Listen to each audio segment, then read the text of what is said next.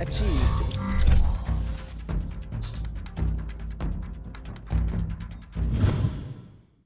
What's up, everybody, and welcome to Studio Day Heffrey, where I'm having to calm down these dogs. They're trying to wrestle. Well, CD's trying to wrestle. The puppy's trying to wrestle, and the dog's like, leave me alone, fool. But anyway, we got a two-parter today. Two-parter, and perhaps I'll get to some mailbag questions from you guys. But I needed to put up my quarterback tier list on the YouTube page, youtube.com/Jeff Kavanaugh and 1053thefan.com. Because, damn it, I put a lot of work into it. A lot of thought and a lot of work. So, Jason La Canfora, I believe it was yesterday, he put out his quarterback tier list, and it was terrible. It was just bad. And so I thought to myself, gosh, who could rescue this poor man? And the answer sprung into my head. You can, Jeff. You can save that man and the entire sports world by putting out the real quarterback tier list of 2020. So, and Jamal Adams is coming, by the way. Jamal Adams conversation, that's coming right after the quarterback tiers, okay? So if you're here for Jamal Adams, you stick around. Listen to the quarterback tiers because it's good, quality content, and it's kind of funny, at least to me. Tier 1 of NFL quarterbacks right now. I've entitled Tier 1, Come Get Some, or maybe Come Get You Some, or maybe Get You Some, something like that. Basically, it's the sort of attitude you would have if you had one of these guys, which is like, bro, if you want it, come get it, you know? Meet us on Sunday. We'll slap you around. That's how you feel if you have one of these guys. Tier 1 of quarterbacks, come get some. Pat Mahomes, Drew Brees, Russell Wilson, Lamar Jackson. The end. That's it. Patty, defending Super Bowl champ. Lamar, defending MVP. Drew Brees, one of the GOATs. And Russell Wilson, the dude who does the most with the least. In other words, his coaching staff and his team. But he's a beast. Tier 2. When it comes to quarterbacks in the NFL, I've entitled this one, Franchise QB. And then I had to add more words. Franchise QB. We aren't in the market for a new one, except for the ones that are, because our guy gets hurt a lot, or we hate him. Tier 2, Aaron Rodgers, who they are trying to replace because he's old and they hate him. Deshaun Watson, Dak Prescott, Carson Wentz, who they're not trying to get rid of, but he gets hurt a lot, so they did get him another guy in there. Matt Ryan, Matt Stafford, Kirk Cousins. That's Tier 2 in the NFL right now. Rodgers, Watson, Prescott, Wentz, Ryan, Stafford, Cousins. 7-man group that exists outside of the come get you some group, so that's your top 11 quarterbacks in the league. They're listed there. Now, there is a wild card in Tier 3. Tier 3 is where the wild cards come in. Tier 3 is called perhaps washed, perhaps franchise guy. Ben Roethlisberger, Tom Brady, Phillip Rivers. Maybe they're washed. Maybe they got nothing left. Maybe Tom Brady in New England last year, it wasn't just about his surroundings. It was about the dude being old and washed. Or maybe he's about to tear it up. I hate that they gave him like the best weapons of all time in Tampa, because now I think he's about to make me look like an idiot for calling him washed. So Tier 1, come get some. Tier 2, franchise QBs. Tier 3, perhaps washed, perhaps franchise guy. Tier 4, question mark, question mark, question mark, question mark, shrug emoji. 2 guys in that category. Ryan Tannehill, Jimmy Garoppolo. I just put Tannehill in there, but I got talked into it yesterday on the G-Bag Nation on 105.3 The Fan to put Garoppolo in that group instead of the franchise guy group. So I got overpowered on that one, and I moved him into the question mark, question mark, question mark, question mark, shrug emoji. Because with Tannehill, I don't know. I thought he was good. I thought he was better than people gave him credit for in Miami when everybody was like, Tannehill sucks. He never sucked. He had a terrible supporting cast. Everything down there was bad, and he tended to play okay. So I thought Tannehill had something. I didn't think he had what he had last year. Holy cow, he was a monster. And then Jimmy G, like he's our franchise guy, right? Kinda, except people are wondering all the time, like, hey, would they be open to getting somebody else? Do they want Tom Brady? So that's Tier 4. Tier 5 is called Blah, but we're hopeful. That's the tier name, Blah, but we're hopeful. Jared Goff, he's in that tier all by himself.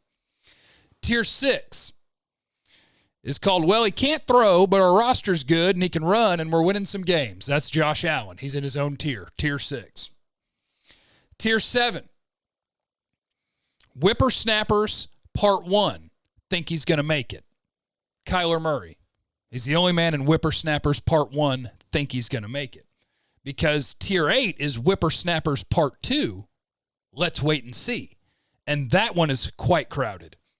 Baker Mayfield, Daniel Jones, Dwayne Haskins, Joe Burrow, Tua, Sam Darnold, Gardner Minshew, Drew Lock, Justin Herbert. All of them, too soon to call. Let's just see what happens.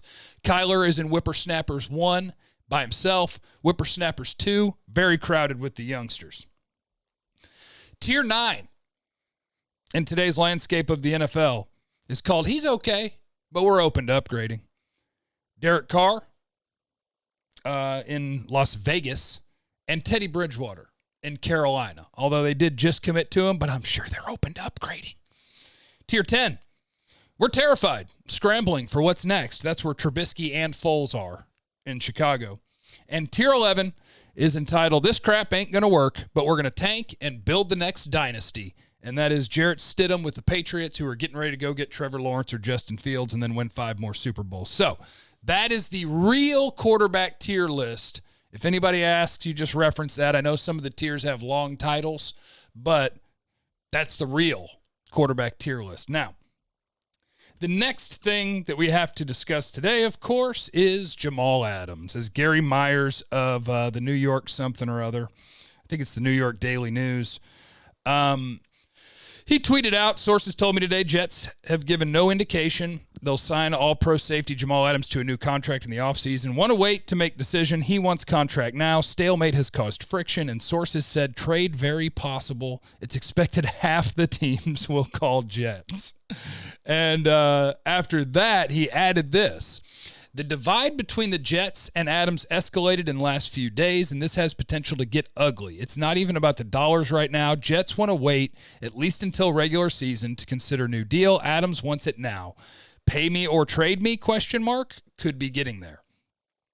So now the question becomes, because this is alive and well, right? The Cowboys are interested. Jamal is interested in the Cowboys.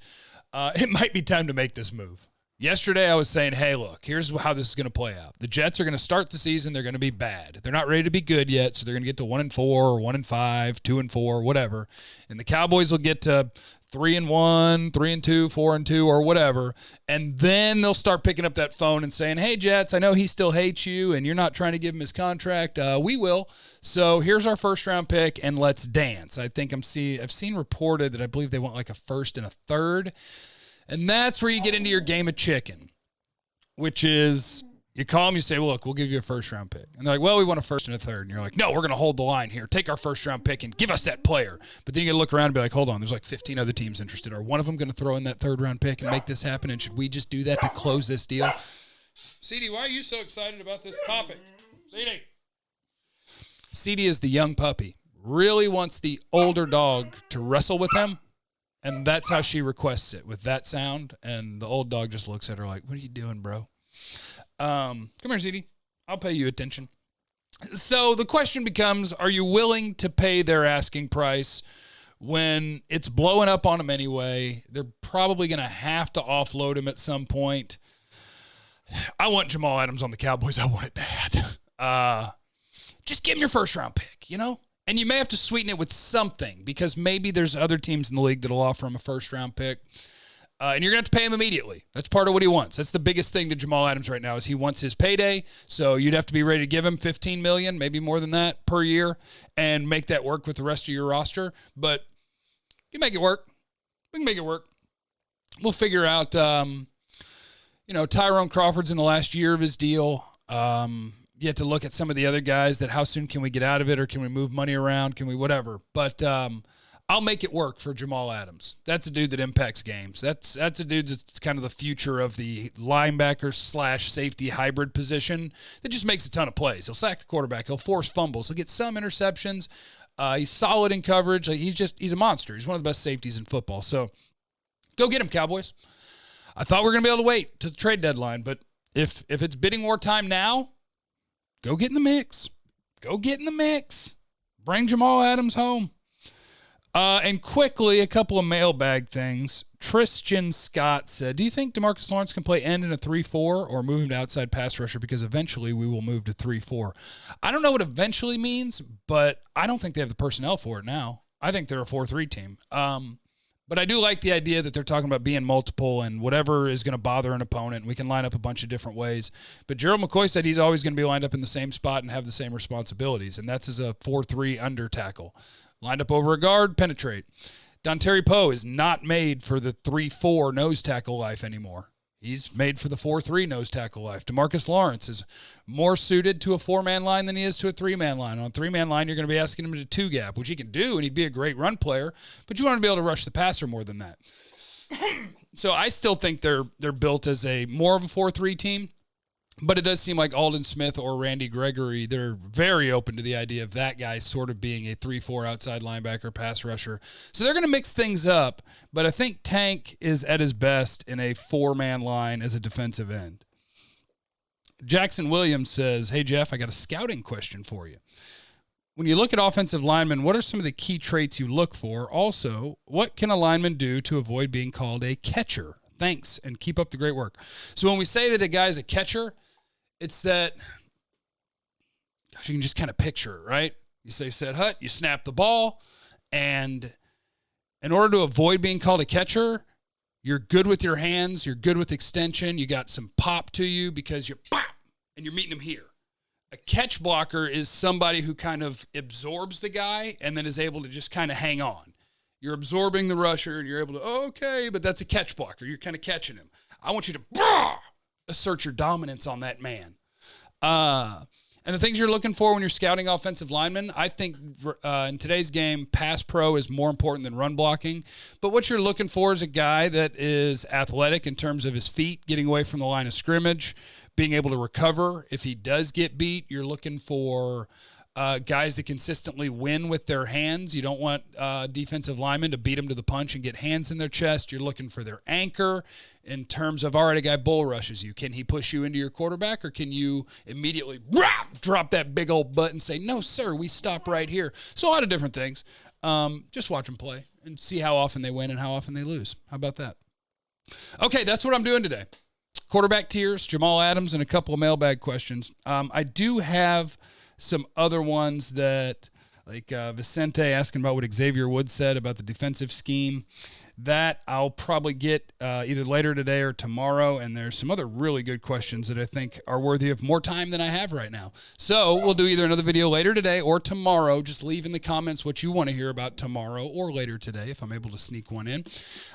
Subscribe to the page, youtube.com/Jeff Kavanaugh. Check 1053thefan.com every day, and I'm going to take care of these dogs.